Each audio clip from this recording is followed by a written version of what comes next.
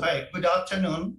Are my slides visible? Yes, sir. Yes, sir. Yes. Right. First of all, I'm grateful to the RSSDI organizing committee for inviting me to give a talk on the lipids and diabetes. And I'm also very much delighted to be a speaker after Narsingham because he has beautifully explained the both primary and secondary prevention trials and has beautifully given an overview of the lipid management in diabetes in 2021. My apologies that some of the slides might be overlapping the same slide what Dr. Narsingham has shown, but nonetheless, I will try to finish my talk in time so that we have ample time for the discussion. Now, if you see the CV mortality in relation to the duration of diabetes, there's an exponential rise in the relative risk of the CV mortality as the duration of diabetes increases. And it is the duration related CVD and mortality, not only in the diabetes, it should also include period of pre-diabetes because there's a strong possibility of underlying subclinical atherosclerosis at the time of diagnosis of diabetes. Is not only at the time of diagnosis, even at the time of pre-diabetes, there's evidence of subclinical atherosclerosis. Therefore, there's a strong need of achieving lipid goals at earliest, including starting the statin therapy from the day one of the diagnosis of diabetes, in addition to the lifestyle intervention and control of all modalities, modifiable ASCVD risk factor. One of the studies which dates back 2014, which was done by our own colleagues, the Cindy trial, where they have shown the incidence of the chronic complication in newly diagnosed patients with type 2 diabetes. You can see apart from the microvascular complication, there was a 4% incidence of the ischemic heart disease and 8% in the female.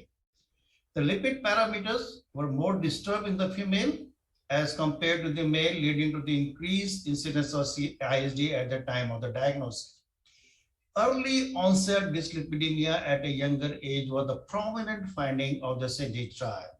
If you see the prevalence of the CV risk factor in the Cindy trial, the dyslipidemia was only the strong clinical risk factor both in the male and the female. So we had to focus all our attention to lower down the LDL with the use of the statins. Just to give a little brief of the epidemiology, in India, 9 out of 10 diabetics are dyslipidemic. That means there are almost more than 55 million patients with diabetic dyslipidemia in India, and you can see the prevalence both in the male and the female, which is shown here. The typical trial of the diabetic dyslipidemia includes hypertriglyceridemia, normal or elevated LDL cholesterol, with definitely increased small dense LDL cholesterol and a low HDL cholesterol. And we know like 1% reduction in the HbA1c reduces the incidence of long-term metabolic complication in terms of the both microvascular and to some extent macrovascular complication. Same way, 1 millimole reduction of LDL reduces the risk of major vascular events by 21%, major coronary events by 24%, coronary revascularization by 24%, stroke 15%, all vascular death by 12%, any death 9%, and effects on major vascular events by 21%. And Dr. Narsingham gave you an overview of all the primary and secondary prevention statin trials. And we know statins play a pivotal role in establishing the linear relationship between LDL cholesterol and CV event risk. And the CV event rate by the mean achieved LDL cholesterol level with statin therapy proven over 25 years of the clinical trial. Even the LDL cholesterol goal as low as possible had shown a good and linear relationship with the event rate. Lower the cholesterol, the better the outcome. And that time, when this was published 2014, the lowest achieved LDL goal was that time was 60 milligram. Now we are better off with the recent trials to show that even the lower than the 50 and less than 30 does matter in the cardiovascular outcomes. Now coming to my topic, choosing the choice of the statin. Now, not normally you have to choose the statin based on the efficacy of that particular molecule. If you are using high intensity statin therapy, the atorvastatin 80 milligram will be equivalent to the use of rosuvastatin 40 milligram. If you are using moderate intensity statin therapy, same way atorvastatin 20 milligram will be equal to the rosuvastatin 10 milligram. Similarly, if you are using low intensity statin therapy, the simvastatin 10 milligram or the pravastatin 20 milligram is enough as a low intensity statin therapy. If we see the efficacy of the statin drugs, we have seen here the efficacy being compared between rosuvastatin, pitavastatin, atorvastatin, simvastatin, lovastatin, pravastatin, and fluvastatin. And you can see the rosuvastatin, which is in the yellow line, has the maximum ability to reduce the LDL cholesterol as compared to the other statins. The Uranus trial, which was basically a comparable head-to-head comparison of the rosuvastatin with the atorvastatin. In the Uranus trial, the rosuvastatin was found to be more effective in reducing LDL cholesterol, the LDL-HDL ratio, and non-HDL cholesterol versus atorvastatin at 16 weeks of the trial. You can see the LDL reduction, the reduction in the LDL-HDL cholesterol ratio, and the non-HDL cholesterol was better in rosuvastatin as compared to the atorvastatin. The maximum recommended doses of statins in adults with the chronic kidney disease, according to the estimated glomerular filtration rate, is important because when we use the drug, we should be aware if the patient is having underlying CKD, whether there is any need for the dose modification or not.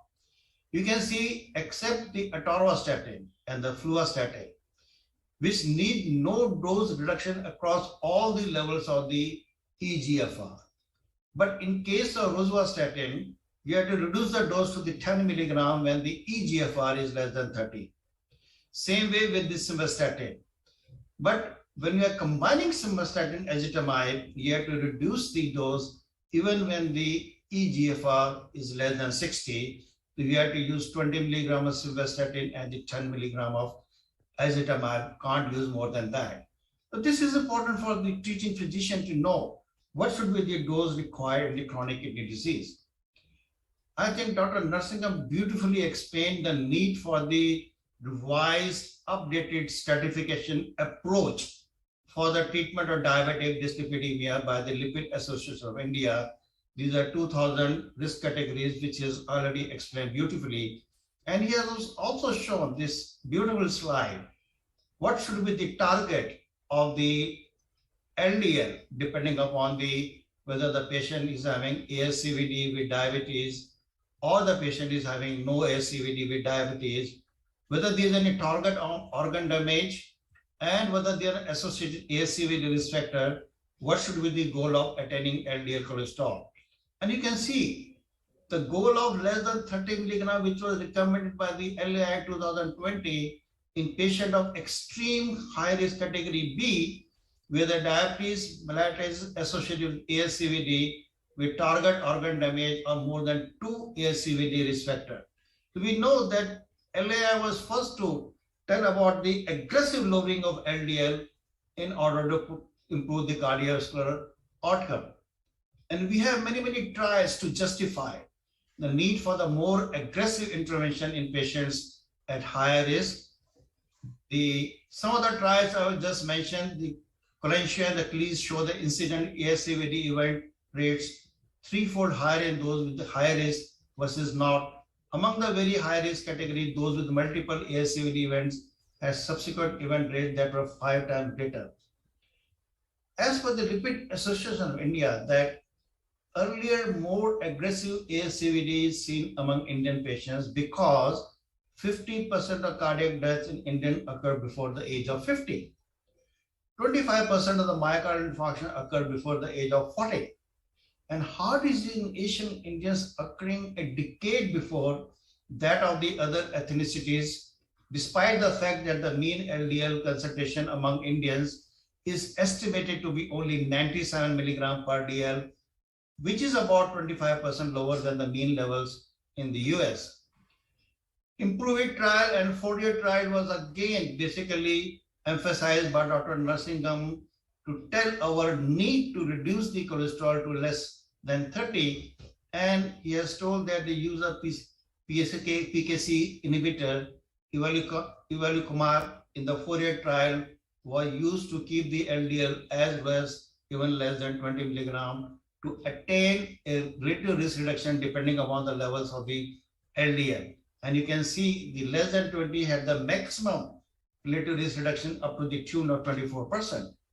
Odyssey outcome trial was again in favor of lowering the LDL cholesterol to less than 30 or less than 50. And they have shown that MACE was being 24% lower for every 40 milligram lower achieved LDL. The meta-analysis of cholesterol treatment trials for collaboration statin data and other non-statin trial among population with average LDL level averaging 65 showed further risk reduction down to LDL level as low as 21 milligram. Dr. Narsingham also focused and emphasized that despite achieving LDL cholesterol 30, there is some residual CSD risk factor in diabetic still remains. So we had to look into the other lipoproteins in view of the high prevalence of atherogenic dyslipidemia in our country, particularly the triglyceride, non-HDL cholesterol, Lp(a) if increased, whether you want to treat or not. Make sure before we start treating these other molecules like triglyceride with the non-statin therapy, you make sure that the patient is following aggressive lifestyle intervention and all causes of secondary dyslipidemia are excluded, and if present, they are treated before. LI recommendation 2020 triglyceride, the only change they say both fasting and non-fasting lipid profiles are important for managing Indian patients with dyslipidemia. For routine screening, fasting profile may not be mandatory because it's very difficult to call patient a fasting. You can take even a postprandial level. And all patients with the high triglyceride level should be evaluated for the ASCVD risk factor.